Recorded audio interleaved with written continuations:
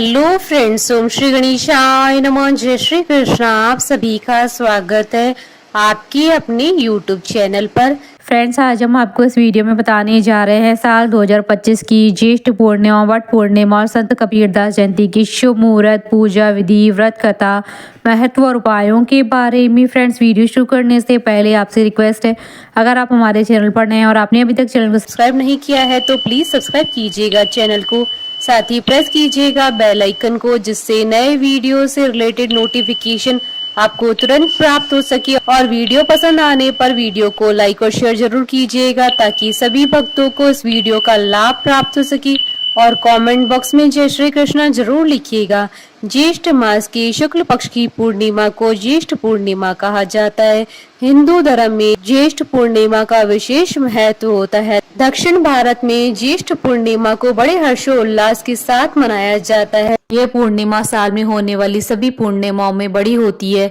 यह बिना देरी के फल देने वाली होती है। ज्येष्ठ माह की पूर्णिमा पर पितरों के निमित्त कार्य करने से विशेष लाभ प्राप्त होता है। हिंदू धर्म में पूर्णिमा तिथि का विशेष महत्व माना गया है। जीवन में सुख समृद्धि खुशहाली के लिए ज्येष्ठ माह की पूर्णिमा के दिन व्रत और पूजा करने का विधान है। ज्येष्ठ पूर्णिमा का दिन भगवान विष्णु और भगवान शिव जी को समर्पित है। इस दिन पूजा पाठ, दान, ध्यान और स्नान करने का विशेष महत्व होता है।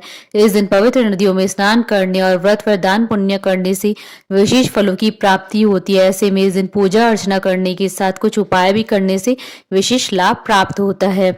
ज्येष्ठ पूर्णिमा के दिन माता लक्ष्मी जी की पूजा करने से अपार धन की प्राप्ति होती है। धार्मिक मान्यताओं में ये बताया गया है कि इस दिन विधि विधान के साथ माता लक्ष्मी जी की पूजा करने से उनकी कृपा सदैव बरसती रहती है। ज्येष्ठ पूर्णिमा पर स्नान, ध्यान आदि का विशेष महत्व होता है। इस दिन चंद्रमा के निमित्त चीजें दान करने का भी विशेष महत्व बताया गया है। ज्येष्ठ पूर्णिमा पर चांदी, फल, फूल, चावल, शक्कर जरूरतमंदों को खाना, दही, मोती आदि चीजें दान करने से काफी लाभ मिलता है। इस दिन चंद्र पूजा और व्रत करने से चंद्रमा मजबूत होता है, जिससे आपकी मानसिक और आर्थिक समस्याएं दूर होती हैं। भगवान विष्णु जी की पूजा करने से दुखों का नाश होता है और सुखों की प्राप्ति होती है। पूर्णिमा तिथि पर व्रत रखकर विधिवत भगवान विष्णु जी का पूजन करने और चंद्रमा को अर्घ्य देने से आपके घर परिवार में सुख समृद्धि बनी रहती है। यह तिथि माँ लक्ष्मी को भी अत्यंत प्रिय होती है, इसलिए इस दिन श्री हरि के साथ लक्ष्मी पूजन करने से दरिद्रता का नाश होता है। ज्येष्ठ पूर्णिमा को वट पूर्णिमा के नाम से भी जाना जाता है। इस दिन वट सावित्री व्रत की तरह ही वट वृक्ष की पूजा की जाती है। ज्येष्ठ पूर्णिमा के दिन सुहागिन महिलाएं अपनी पति की लंबी उम्र के लिए व्रत रखकर वट वृक्ष की पूजा करती हैं। इसी वजह से ज्येष्ठ पूर्णिमा को वट पूर्णिमा के नाम से जाना जाता है। वट पूर्णिमा व्रत महाराष्ट्र, गुजरात और दक्षिण के राज्यों में विशेष रूप से रखा जाता है, जबकि उत्तर भारत में यह व्रत वट सावित्री के रूप से मनाया जाता है, जो ज्येष्ठ माह की कृष्ण पक्ष की अमावस्या को पड़ता है। मान्यता है कि इस दिन सावित्री अपने पति के प्राण यमराज से वापस लेकर आई थी। यही वजह है कि विवाहित महिलाएं अपने पति की लंबी आयु और सुख समृद्धि के लिए इस दिन व्रत रखती है।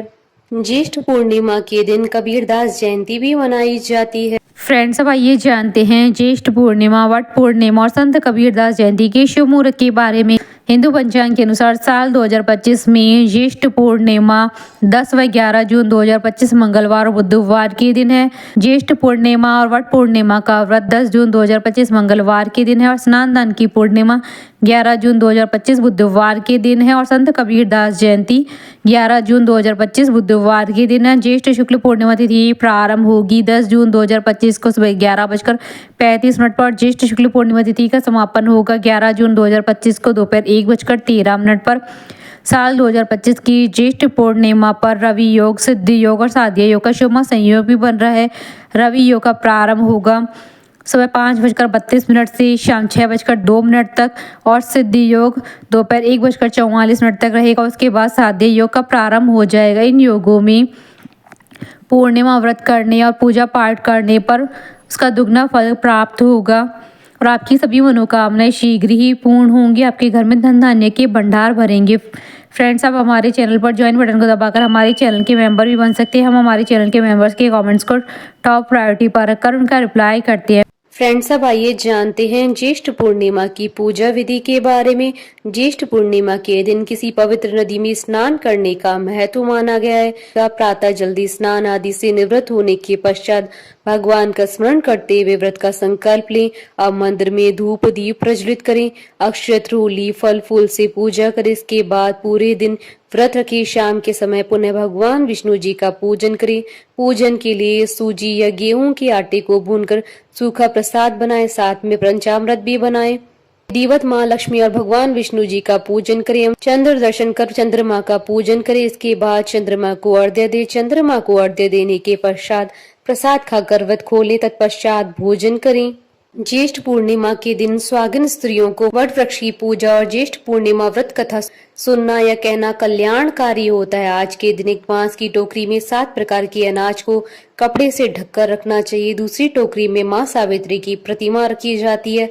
उसी के साथ ही धूप दीप अक्षत कुमकुम आदि पूजा सामग्री भी रखी जाती है। माँ सावित्री की पूजा कर वट वृक्ष की 7 परिक्रमा लगाते हुए मौली का धागा वट वृक्ष में बांधा जाता है। इसके बाद निर्धन व्यक्ति या ब्राह्मण को श्रद्धा अनुसार दान दक्षिणा प्रसाद के रूप में चने व गुड़ दिया जाता है। फ्रेंड्स, अब आइए जानते हैं ज्येष्ठ पूर्णिमा के दिन किए जाने वाले उपायों के बारे में। ज्येष्ठ पूर्णिमा के दिन चंद्रोदय के समय दूध में चीनी और चावल मिलाकर चंद्र के मंत्रों का जाप करते हुए चंद्रमा को अर्घ्य देने से धन संबंधी सभी समस्याएं समाप्त हो जाती है। सभी इच्छाओं की पूर्ति के लिए ज्येष्ठ पूर्णिमा के दिन दूध में शहद और चंदन मिलाकर चंद्रमा को अर्घ्य दें।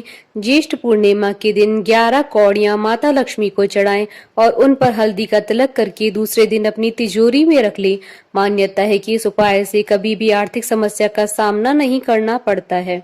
ज्येष्ठ पूर्णिमा के दिन माँ लक्ष्मी जी की पूजा करनी चाहिए। मान्यताओं के अनुसार इससे सभी समस्याओं से छुटकारा मिलता है।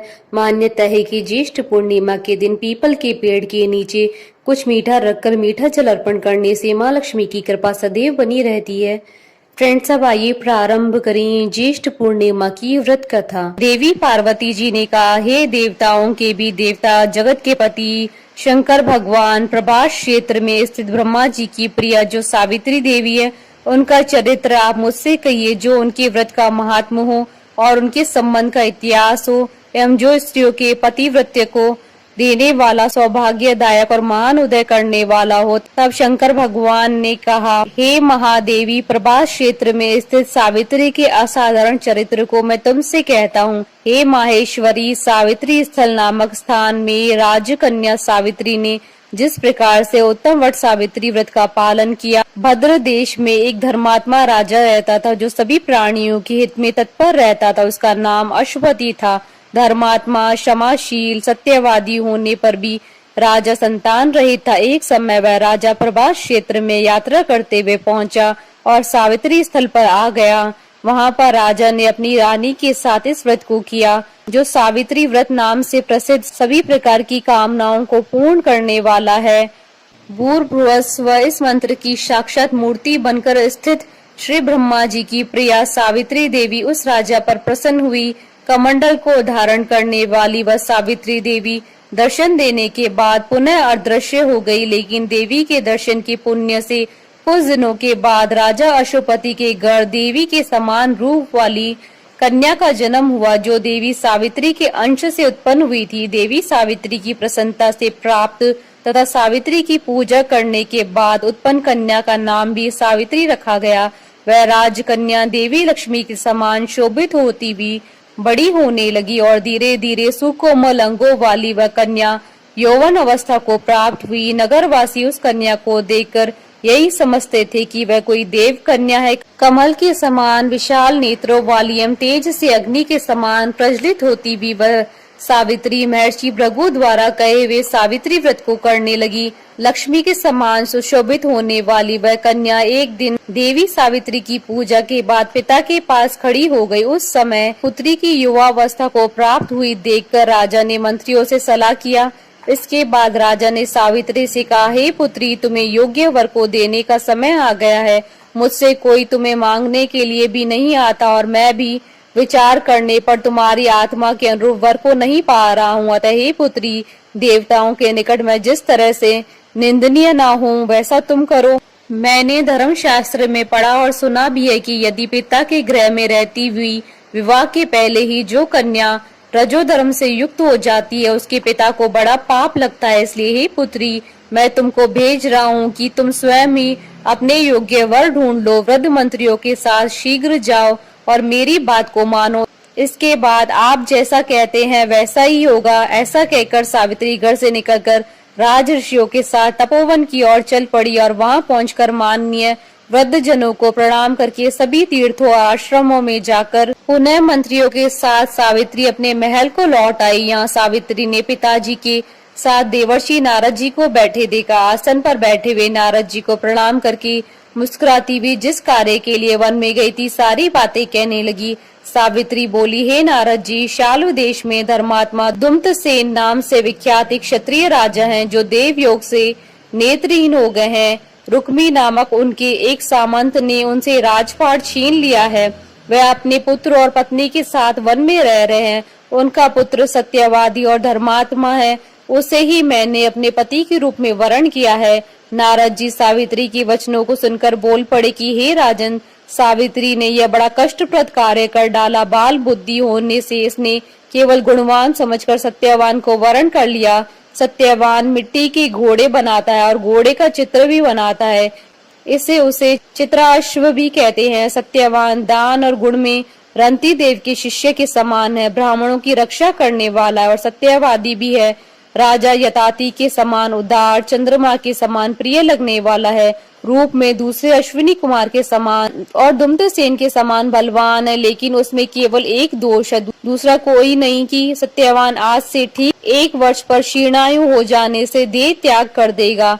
इस प्रकार नारद जी की बात सुनकर राज्य कन्या सावित्री ने राजा से कहा, राजा, लोग किसी से एक बार कोई बात कहते हैं, ब्रह्मवेता एक ही बार कहते हैं और एक ही बार कन्या दी जाती है। ये तीनों कर्म एक ही बार किए जाते हैं, बार बार नहीं। दीर्घायु हो या अल्पायु, गुणवान हो या निर्गुण, वर को एक ही बार वरण कर लिया।